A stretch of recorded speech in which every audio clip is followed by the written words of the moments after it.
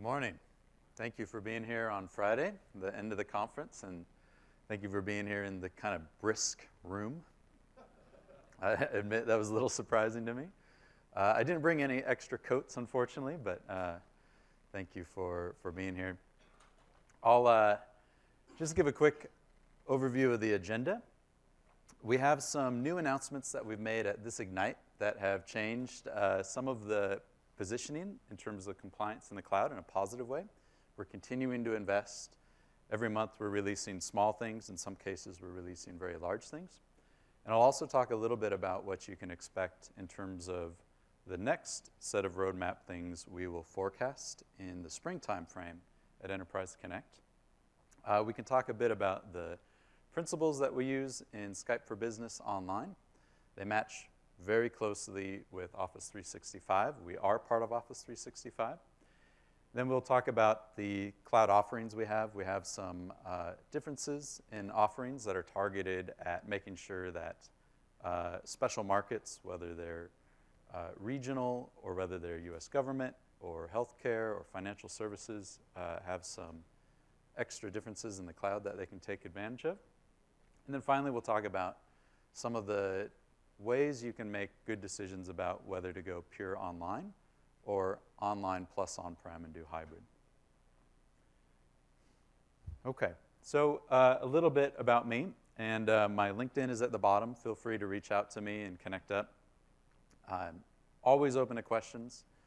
We can certainly have side conversations after the session today, and we'll have lots of time for Q&A, but if you want to follow up later, that's a great place. Or if you're already on Skype for Business and have a federation with Microsoft, I am danstr@microsoft.com, and you can Skype me. So currently, I'm the Group Product Manager of Trust at Microsoft, which means I own a product portfolio of both enterprise cloud and trust features. These are the typical security and compliance features that you might already be familiar with as part of the Protection Center. There are also things like authentication. There are also things like making sure that we're getting accredited, that we have attestations. So it goes fairly wide, and it also covers some other features like making sure that availability, reliability, and some of the other deep enterprise features that tend to go with growing the cloud are in place. Past roles, it seems like the titles just get longer and longer. I'm glad it's gotten shorter for a little bit. I've mostly been in engineering roles historically, Principal Service Engineering Manager for online.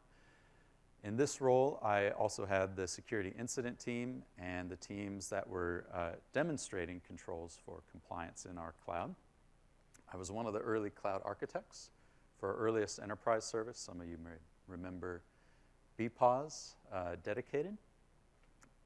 And beyond that, going way, way back in time, Microsoft IT and MSN. Okay. So some things that are new for Ignite, things that we've announced this week. Just recapping some of these. Some of these have been already mentioned at other sessions. The big one for the cloud is custom policies. So in case you didn't see that, I'll just give a couple quick slides on that.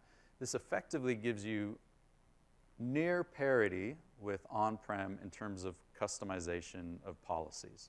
So if you're achieving compliance on-prem today with Link 2010, 2013, Skype for Business Server, and using our custom policies to do that, we think that you can get that same level of control and configuration in the cloud now. We also announced multi-region conferencing. This is really useful for our multinational customers that have users all over the world. In some cases, they need performance in region or maybe even in country. Microsoft now has massively scaled, hyper-scaled data centers around the world for Office 365. And we're actually giving tenant admins the choice in Skype for Business Online to, on a per-user basis, declare where they want that user to organize their meetings. So we can actually get you to servers in region, in some cases in the same time zone. That's available this calendar year. It's in preview now. Yeah. In fact, all of these are in preview now and available this calendar year. And then finally, the Protection Center has had a couple small enhancements that are in preview.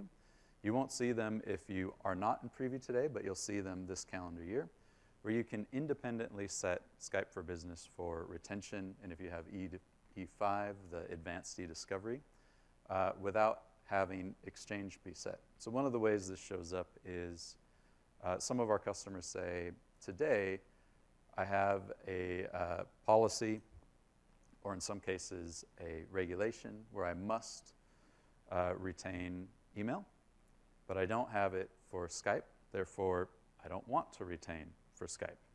And historically, both went together.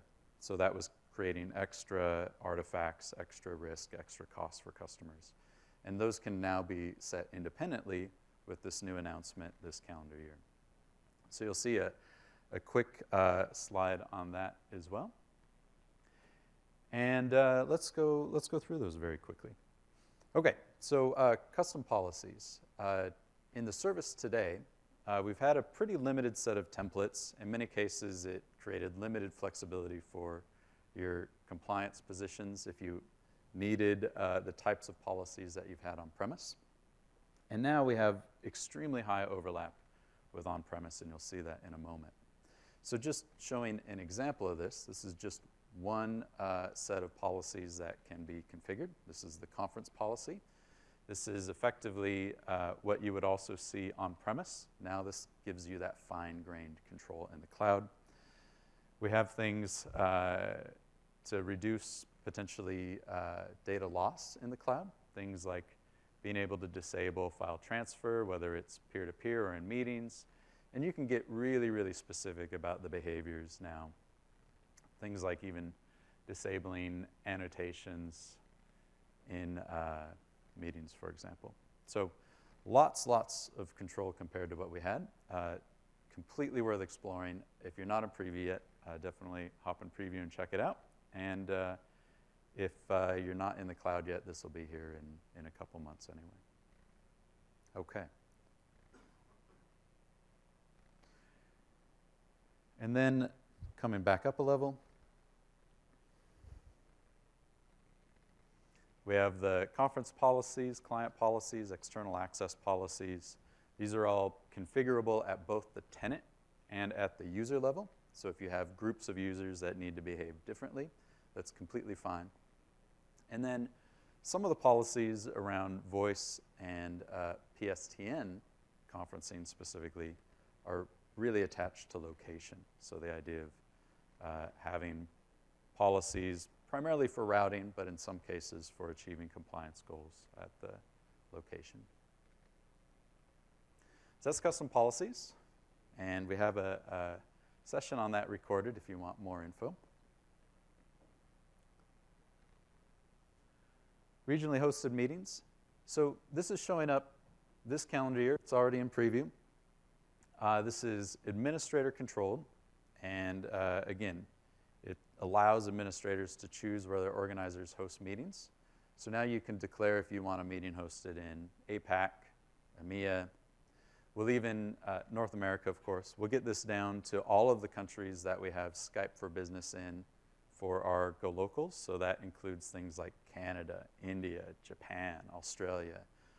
It will include UK as well. And every other location that we're declaring commercial multi-tenant support for. There's a couple exceptions to that. There's a service run by 21 Vianet, which is a offering for China. And there's a service run by T-Systems that we've announced that will be going live in Germany. And these are completely separate cloud offerings. So they don't work with this feature in the commercial cloud if your tenant's in the commercial cloud. But it doesn't mean you can't have users in Germany or China. You certainly can. They certainly can take advantage of this. Okay.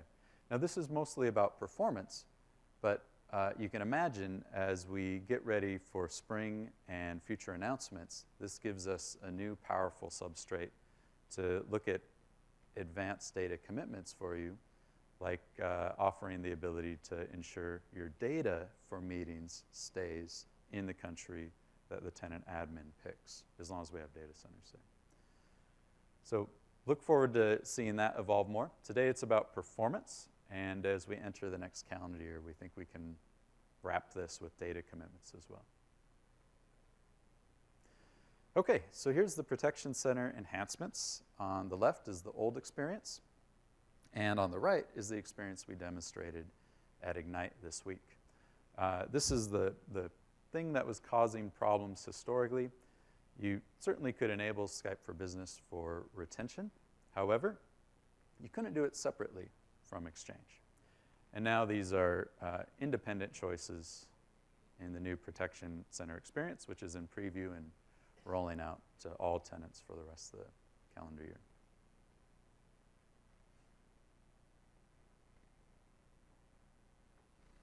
Okay. There's a couple other announcements. We also are shipping Modern Auth for Tenant Admin PowerShell. So Skype for Business Online PowerShell will now support multi-factor auth. That's shipping this calendar year. So that could be Smart Card or PinAuth or whatever you have. It works the same way as Modern Auth does for the rest of our clients. And we also have an announcement for our U.S. government community cloud customers. Some of our U.S. government community cloud customers want specific configuration notes to enforce CONUS-only login, which is contiguous U.S. IP logon. And that's typically a federal requirement for some of these tenants. And we now have configuration notes for the field to pass along to our customers that are in that cloud. And they can achieve CONUS if that is a requirement for them. So a little bit about Modern Auth. How many people know about Modern Auth already in the cloud? Okay, good. So maybe a little over half the room. That's fantastic. All of the 2013 and above Office clients for Skype are Modern Auth aware. For 2013 Pro Plus, a registry key is required to turn it on. But as soon as you get past 2013, it's enabled by default. This means iOS, Windows, Android, they all support Modern Auth. We're in the process of completing our certificate-based auth support on top of Modern Auth for online, and this is for online specifically.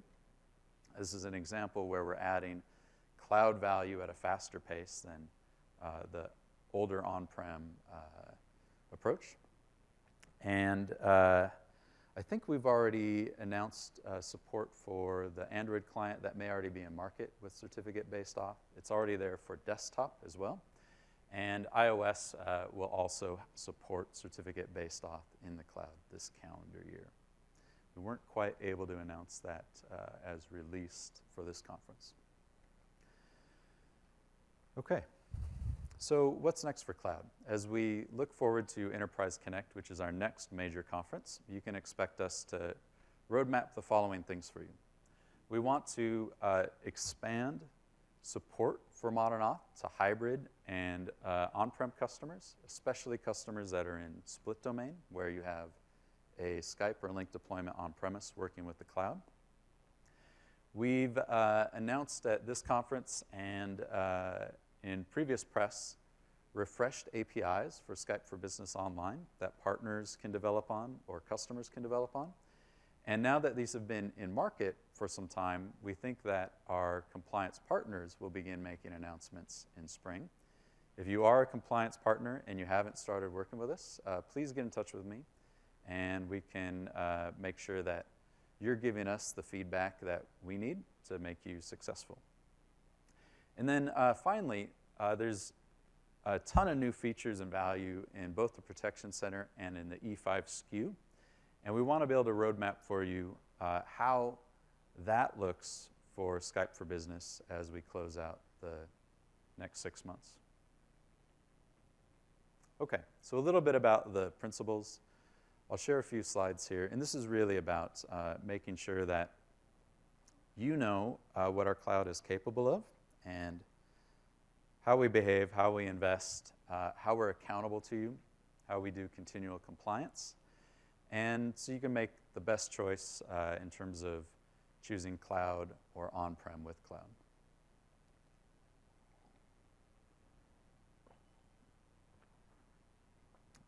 Maybe before I leave this slide, I'll just state one of the things that sometimes comes up with conversations I have. And they're always a little bit surprising to me because inside of the Redmond Microsoft bubble, when I'm working with the engineering teams, and it can be a bit of a bubble. It's nice to get out and get perspective. One of the things that we take for granted, I think, sometimes is our Link enterprise history. You know, the Skype for Business Online service really is the extension and evolution of Link Online for enterprises, right? It hasn't changed. It hasn't become more consumer focused. It's not like we're not a part of Office because we have the Skype branding. In fact, the only thing we've done is change the branding. Otherwise, it's exactly the same set of compliance controls. It's the same set of code. We've certainly released a new version, but we haven't weakened our position or drifted away from Office in terms of our principles. We are still part of Office 365. When you see compliance and security statements for Office 365, those are exactly what we live.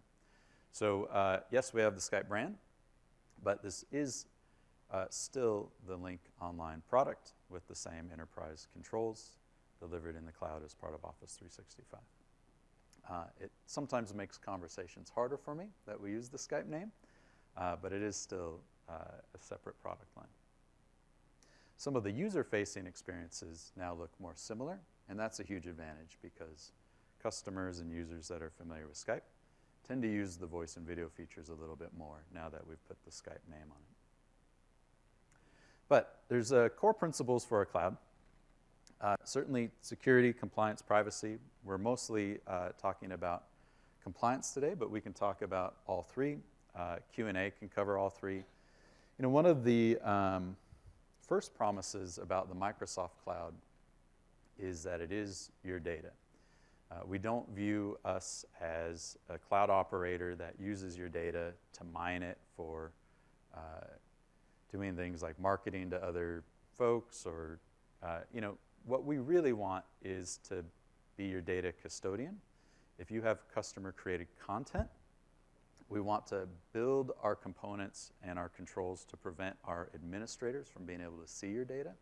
That's how seriously we take it. And when you look at the components that we're building, that we've built perhaps in the last year, that we're building in the future, they're actually typically designed so there's no way our administrators can actually see the data that flows through them, which is a big change from how we started our cloud. We started our cloud with essentially taking the on-premise product, taking it up to the cloud, and wrapping it with lots of code.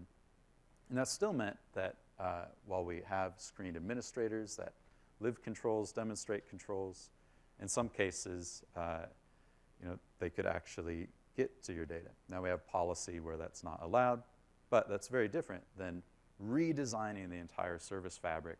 So in the future, you can do things like bring your own key, and even today, if you're flowing through our newer components, for example, the components that support Skype broadcast meetings, our administrators don't actually have any access, as well as our developers. Okay, so I think most of the other things here you've seen, and we can demonstrate a little bit of this.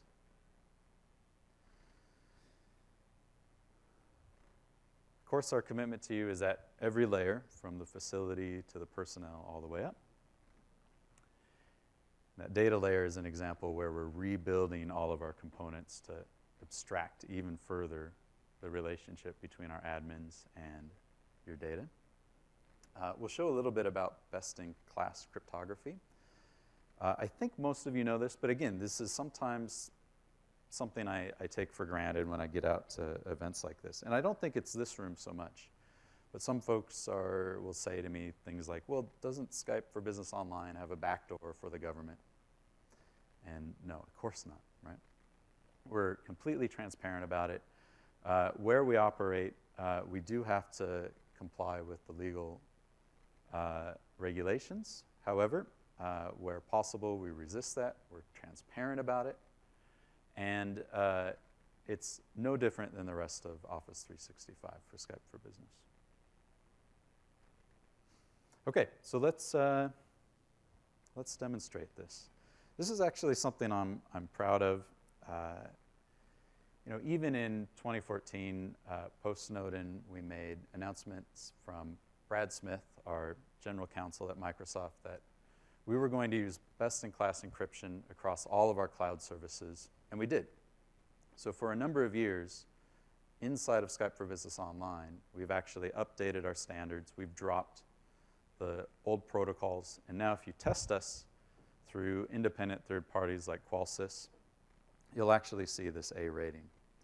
And let's just give that a shot. Let's see if we can do that live.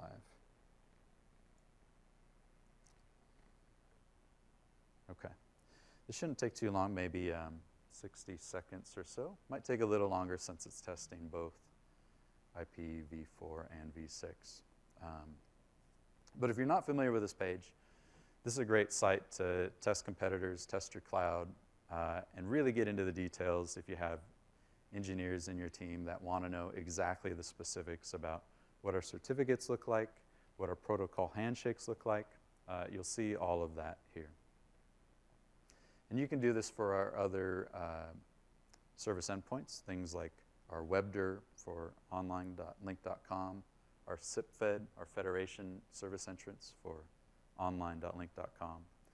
And while most of the competitors have caught up, so they're at least not below a C rating, you might be surprised what's out there. So if you're using a competitor product or if you're evaluating, certainly if they're not yet at an A rating, they should be. There's no reason they shouldn't be, so definitely push them to get there.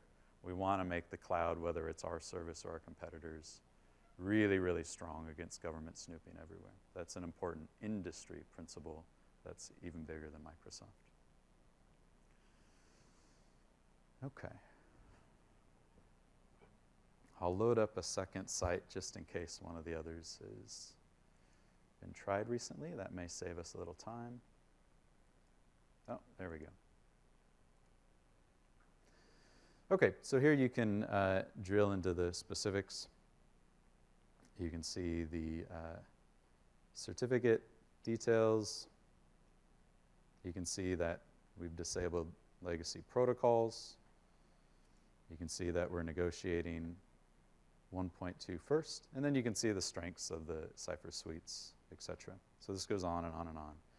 And even for recent vulnerabilities, things like Drown, Poodle, you'll see the status of those as well. So again, this is something we're very proud of.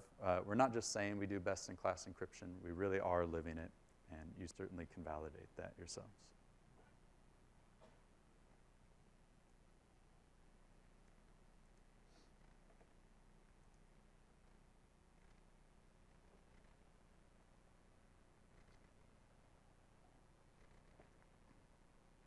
Okay. We talked about this. Again, I think this room's very comfortable with this message. Outside of this room, sometimes we get these questions. Okay, so we talked about multi-regional meetings or regionally hosted meetings. I'll actually show you for Office how you can find out exactly where our data centers are and where your data is. In the online service terms, you see statements about our data commitments. And if you look at your tenant admin portal, you can see where your tenant is hosted. And as you add some of the new capabilities like regionally hosted meetings, you can use PowerShell this calendar year and later the portal in the next calendar year to see where your users' meetings are hosted if you've chosen to make that in more than one region. So let's take a look at this.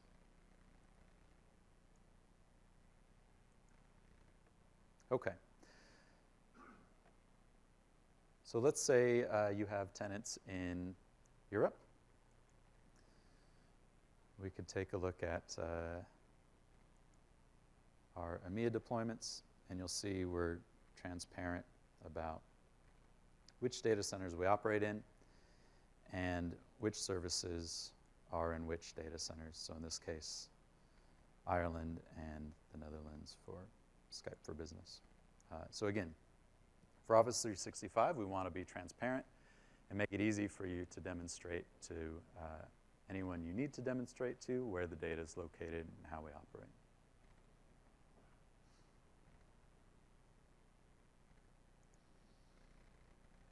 Now, if you haven't checked out the Office 365 Trust Center, this is the single best place to find all of our detailed FAQs, our attestations, how we use our control frameworks, how those map to the certifications and attestations that we have.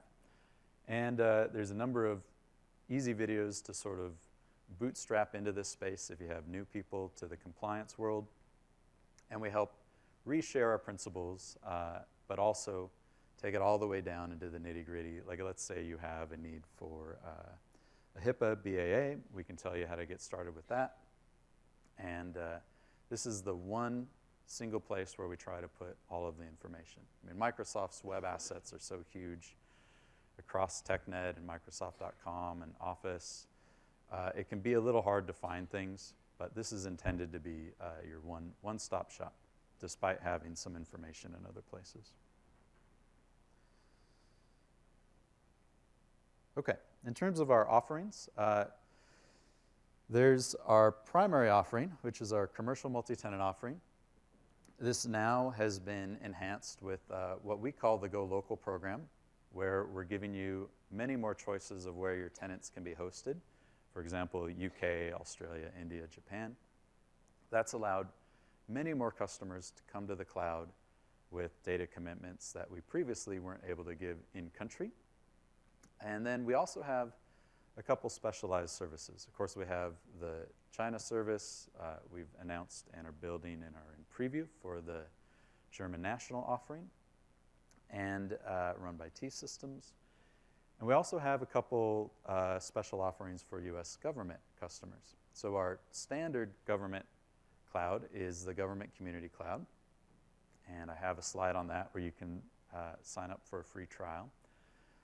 But we also have a couple things we're doing for our most difficult or our most complex federal customers. So we have customers that have some requirements that are higher than our FedRAMP moderate and CGIS requirements that we use for Government Community Cloud. And for those customers, you can talk to account teams and explore the ITAR offering, which is intended both for federal customers with very complex requirements and also for the defense industry that works with them. So some of the customers in aerospace, for example, or in defense may also be ITAR regulated, and these are the types of customers that might end up in ITAR. It's also the place where we will host defense customers when they feel that our cloud is a good place for them. Okay, so just a sample of some of the compliance certifications and attestations that we have. It's quite wide, and actually it's growing every month. Typically we add a few each quarter, and the way we're able to do that is through our deep continued investing in both things like our Go Local projects to spin up data centers in additional countries around the world.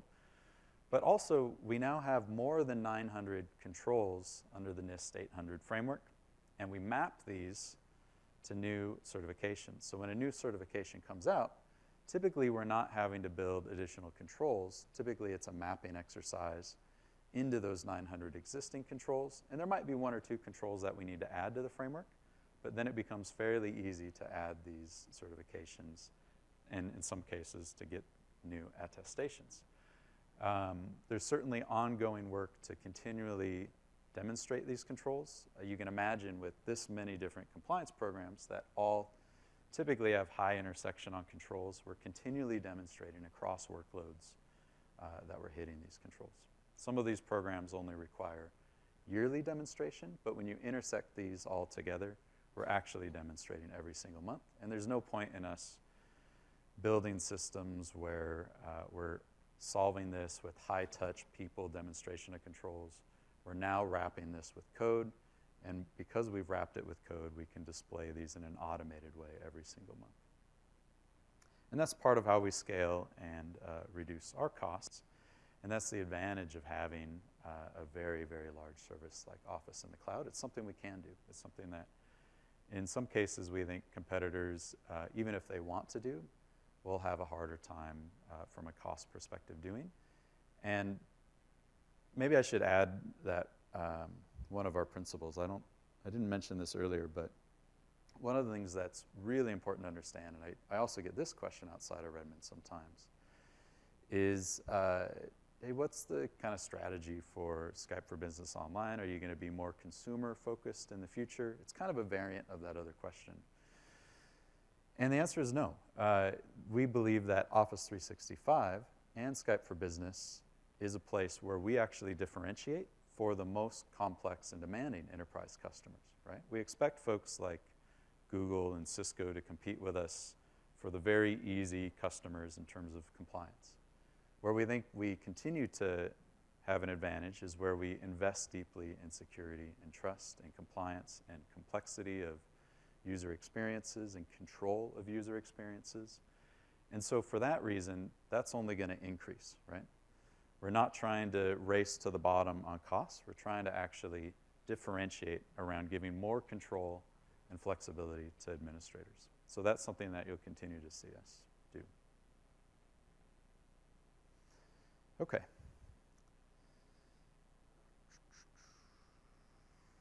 I may need the mouse. I think the remote's failing a bit. But we can keep it going. If you don't have a test tenant or trial tenant in the cloud, this is a great time to get one. We have actually E5 free trials at this point, which include the PSTN features of Skype, as well as the advanced e-discovery features that work with Skype retention, as well as the other security features that have jumped way, way out ahead for things like Exchange and SharePoint, OneDrive for Business. So just a quick plug for E5 trial. For US Gov, the GCC offering has the following accreditations. It's essentially a subset of what you saw previously. We also have a US government trial. This trial operates a little bit differently. You need to submit a bit of information, and then we work through our government team to connect up with your tenant and deliver the trial to you.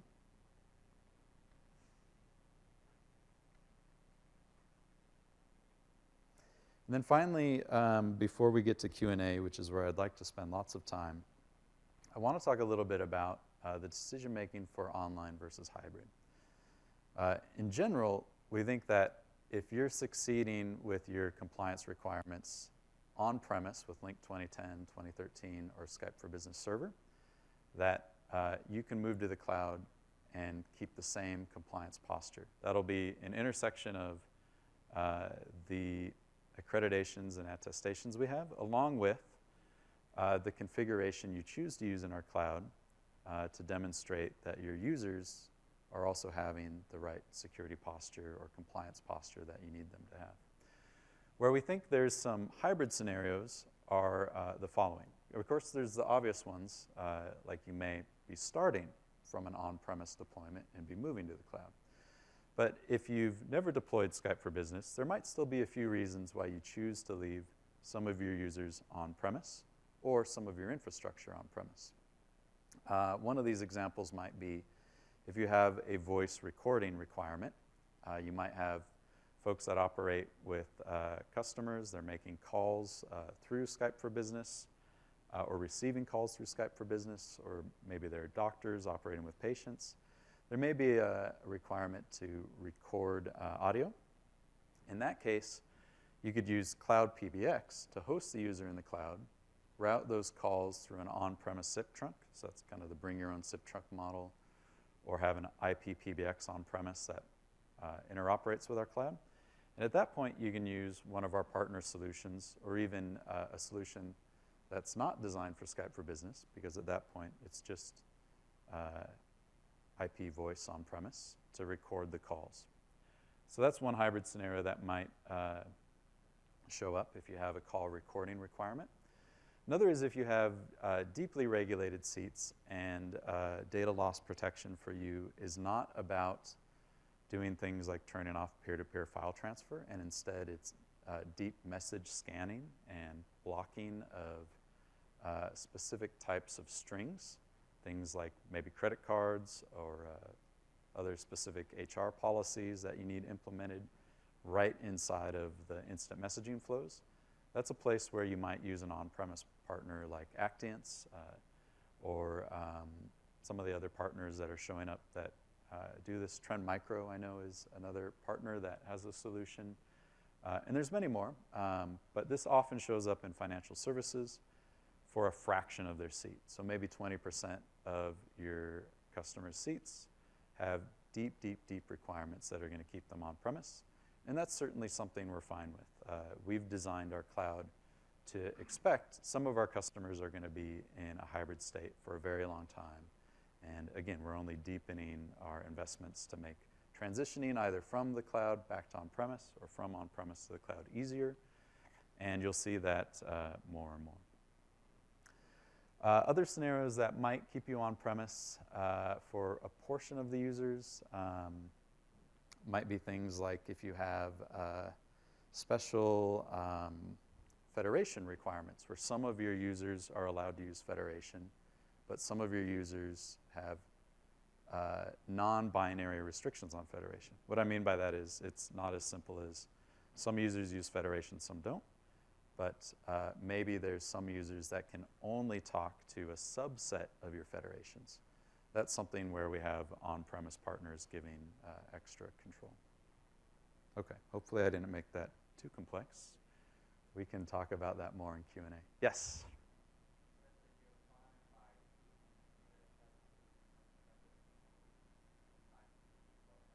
Yeah. Uh-huh.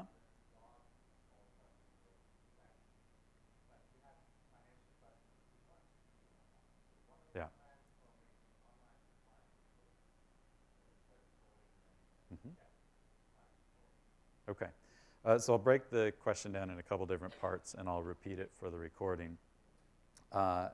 Whether it's Europe or US or APAC financial institutions, certainly the financial services industry has a long tail of features that are important to bring every single one of their seats to the cloud. What we think we have for Exchange, SharePoint, and what we think is emerging for Skype for Business is the sort of core set of features where you don't have every single user regulated for recording of media. If that changes and where it changes, that's part of the roadmap we intend to share in spring. We're certainly aware of that requirement. We certainly don't want to miss out on financial services. We certainly are already doing additional things for financial service customers to demonstrate our audits to them, to demonstrate that they have additional controls that they need. But there are some that are really critical that are missing. And you've touched on one of them, which is recording of all media, especially meetings, for a segment of seats and potentially where regulations change, potentially for an entire tenant. That may be a requirement. So we'll certainly do that in the cloud in the fullness of time. The today's story is for those seats, use on-prem and then use hybrid where you have a portion of users that can get cloud value. And even if all of the users are on-premise, you might still use hybrid to have things like broadcast meeting, right? So there's still going to be some cases where you can get cloud value just by connecting hybrid to your on-premise environment. Okay.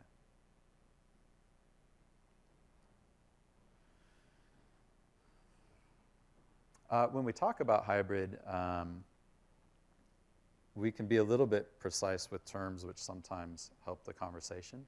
Hybrid is such a big overloaded term in our cloud that sometimes we can think we're having one conversation when you actually want to have a different conversation with us. So I typically break it down into 3 categories for Skype for Business Online.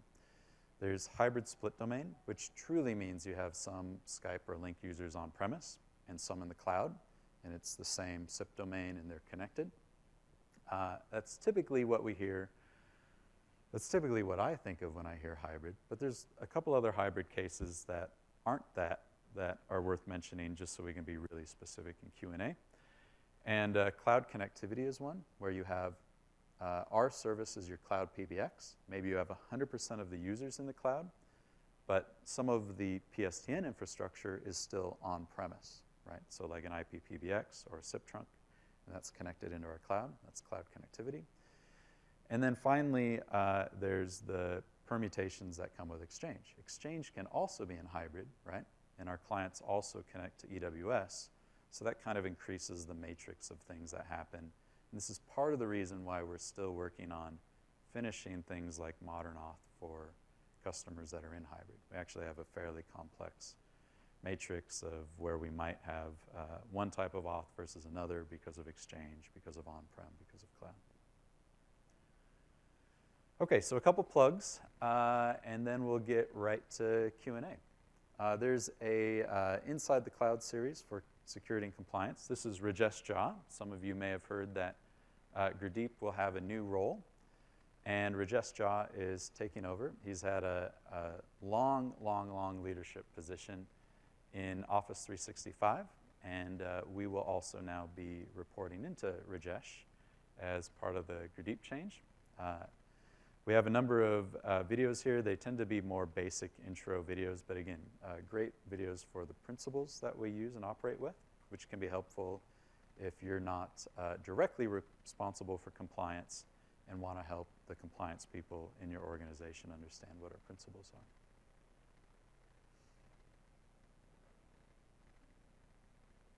That must be a long URL. That's a very rich QR code. Fast Track.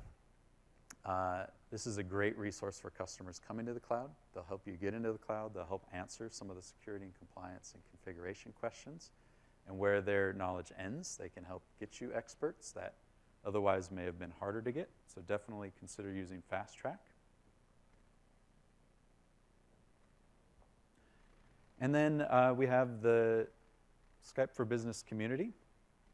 This is another great place to ask questions, especially if you're a very small tenant and maybe you don't have a premier contract or an SDM. This is a great way to interact and help get questions answered.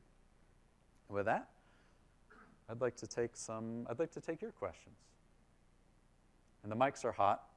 Certainly feel free to come on up to the mics. That'll make it better for the recording. But if you're happy where you are, I'll repeat the questions. I'll go for one straight away. Yeah. You mentioned about being able to split the conversation history stuff from retention in Exchange and Skype. Uh-huh. Does that also stop the tenant from turning off conversation history? Does that also stop the tenant from well, so the client, the user, right. from turning off conversation history? It does not. The end user, if they're on an unmanaged device, can still disable conversation history. But here's why it's probably okay for you. It depends on what your retention strategy is. But what you certainly can do, independent of conversation history, which actually doesn't have anything to do with the retention policy directly. It's a separate thing. It's really a feature. So the conversation history feature that you see in Outlook, it's really a feature that's there to help a couple of things. It's a feature to persist a conversation when you move between a mobile client and a desktop client. So the mobile client can connect to EWS and find a conversation that was happening on desktop. So that's a little fit and finish thing that we did, which is why actually mobile's kind of painful if you turn it off. And then of course it's a thing where users can search their Outlook inbox for conversations they've had previously. But in terms of retention, retention is a deeper feature that happens on the back end. So whether that feature is on or off, if you enable retention for Skype for Business Online, we're collecting the messages and we're inserting them into the Protection Center archive, independent of the conversation history feature. So it's independent of the conversation history? Completely independent, yep. Because it didn't used to be that way, or as far as I know, it used Well, to be we had to retain conversation history to keep it retained within Exchange. I mean, the one scenario where that comes up is if you're not using Skype for Business retention. Some people were using conversation history to just capture it on the Exchange side. So maybe if you had an on-premise deployment. But as long as we've been in the cloud, when you turned on retention, it's been independent of the conversation history feature. So we're definitely capturing it. There's no way the users escape it. Perfect, Yeah. thanks. Okay. Yes? Following up on what the gentleman just asked, your suggestion was to either keep the people on-premise or wait until spring for new announcements from Microsoft. Yeah. But if you wanted to do something today Yeah. with Skype Online, Uh-huh. are you aware of any vendors or partners that are providing that functionality today? That functionality being like media recording or... online, for Skype Online. There are not. So the short answer is there are none. And the reason why is we've just released our APIs that allow the partners to build on top of our cloud platform. So they need a little bit of time, and then I think you'll start to see solutions show up. If you have a decision today, the decision would be on-premise, either for those users, or if it's the entire company that needs it, then on-premise for the entire company. Yeah. Yeah. Yes? It must be really cold for you. I'm freezing. You're mentioning containment for federation. Is it something that's on a roadmap for Skype Online? Because for us, that's one of the main reasons we have to stay on premise is because we contain our executive as well as we block file transfer to federated partners. I see. So if you're willing to live without file transfer in Skype for Business all up, then that part's solved. If you just want to have file transfer blocked for federation, we don't give that specific control in online, but you certainly can disable it for the entire tenant. And that's, most users seem to be okay with that because we have things like SharePoint, OneDrive, and it works pretty well through those mechanisms, even with Skype for Business, even in meetings. The other part of your question, I don't think I heard correctly. And apologies for having you repeat it. No, it's okay. Around containment, so for federation, we have some users that we have a third-party tool that allow us to control who can talk to our executive, or if the executive can talk to them, and vice versa. Yep. Okay. Good. So so sort of an ethical wall scenario, whether it's internal to the company or between Skype for Business deployments. Yes. Yeah. So this is an area we know we must do in the cloud. And today, that control is only achievable by having an on-premise deployment be the anchor for the federation. And in some cases, it may still work with your users in the cloud, but you would need an on-premise deployment where federation is pointed to and potentially a third party to drive the ethical walls. So if it's just about federation, you may be able to still put your users in the cloud, have an on-premise deployment, point your federations at the on-premise deployment, and implement the partner control on top of the on-premise federation. If you need ethical walls for users that are using Skype for Business in a single company, within the company, then that's a on-premise deployment. And maybe you have hybrid to get some different cloud value, but certainly for ethical walls, that's still an on-premise solution today. This is the type of thing we want to begin to roadmap in spring. I'm not able to announce any dates currently. But for sure, this is an area across all of Office 365, not just Skype, where we want to give you more value. For search, this is another one that shows up sometimes for search scenarios. Like I may be able to search for certain people in the address book, but not for others. Okay. Yes? Yeah, why not? In regard of conversation. In regard of conversation history, is it in a roadmap or a feature that can happen so we could rewrite it outside of Outlook? So it's not captured by Outlook while we do backup. Okay. And searchable for e-discovery and so on. Well, so is the goal to not capture any conversations anywhere? For Skype specifically. Skype. Okay, yeah. So maybe your situation or the customer situation that you're representing is they want zero additional risk or cost from having any Skype conversations be anywhere persisted. Yes, because Yeah. we don't allow conversation chat is Yeah. in the same bucket as voice. Right. So we don't record voice, Got therefore it, we got cannot record the chat. Okay. So conversation history can be disabled, certainly on managed devices and now with custom policies that just have been announced, with in-band policies. However, the experience is really bad on mobile. So we have to do work there for this type of customer to make mobile sort of reasonable. And we have this in the backlog. We've done some work on it. We've taken such a big bet on this, we aren't able to just turn it around quickly because we've actually kind of built this dependency a little deeper than we want for your scenario, despite it being really handy in other places. I think the answer is if mobile is part of this, it's tough. Yeah, okay. So I think what I'll do is, because it's so cold, I'll wrap, and I'll thank you for being here, and then we can do Q&A at the stage or outside the room where it's a little bit warmer. So thank you for being here. Thank you for being here on Friday, and thank you for listening. Thank you.